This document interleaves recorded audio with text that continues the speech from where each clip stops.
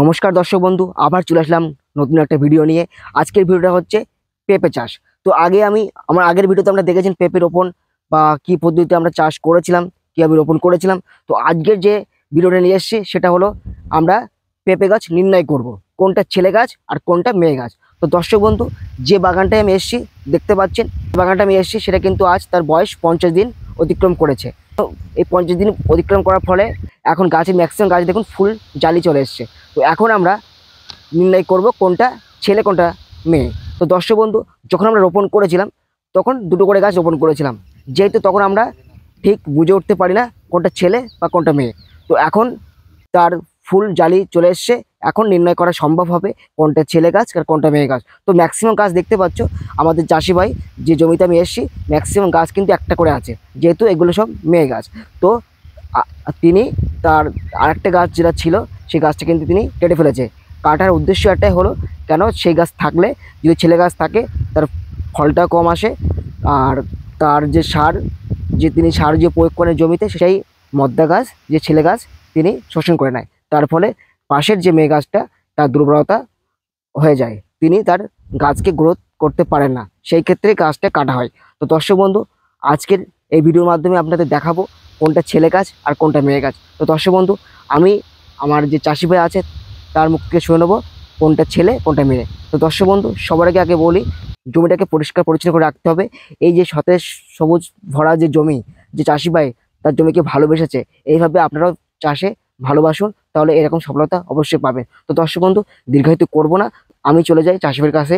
আচ্ছা, আপনার এই জমিটা খুবই সুন্দরভাবে আপনি তৈরি করে রেখেছেন, যদি আপনি একটু বলেন আমাদের দর্শক বন্ধুদের আপনি কি কি সার প্রয়োগ করছেন, আর কতবার জলসেচ দিতে হয়, আর এই গাছের বয়স কতদিন হচ্ছে, আর কিভাবে আমরা চিনবো কোনটা ছেলে কোনটা মেয়ে, যদি দর্শক বন্ধু বলেন।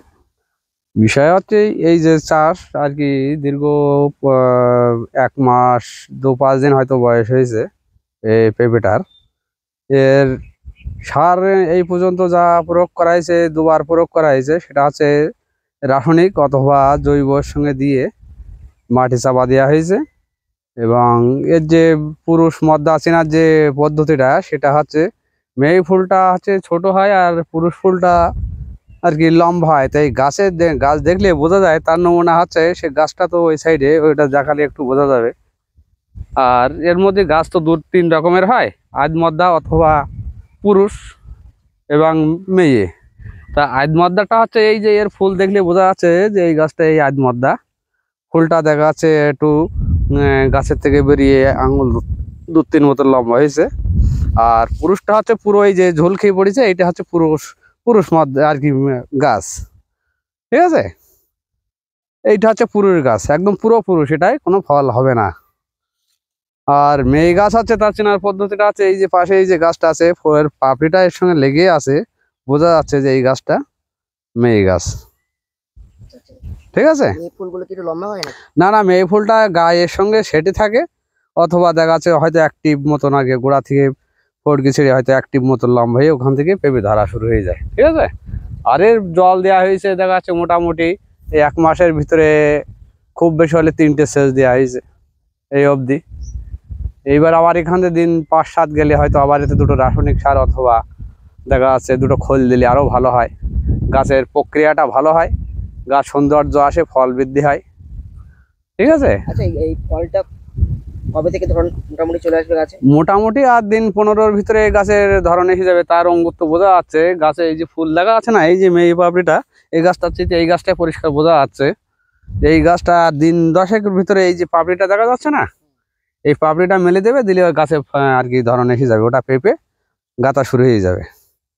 ঠিক আছে, খুব জোর হলে দিন 15, তার বেশি লাগবে না, 15 দিনের ভিতরে গাছে ধরনের হিসাবে।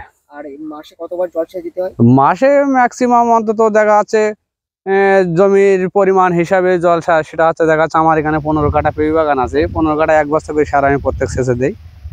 ঠিক আছে, এবার ওই 1 বস্তা রাসায়নিক যদি দেওয়া হয় তাহলে দেখা যাচ্ছে আর ওর সঙ্গে জৈব দিলাম না, যদি হাফ আর কি জৈব দেওয়া হয় তার সঙ্গে দেখা যাচ্ছে আর হাফ জৈব দেওয়া হলো রাসায়নিকের সঙ্গে দিলে দেখা যাচ্ছে এই বিষয়টা, তখন গাছটা আর কি সৌন্দর্য ফেরে অথবা গাছের ফলনও বৃদ্ধি হয়।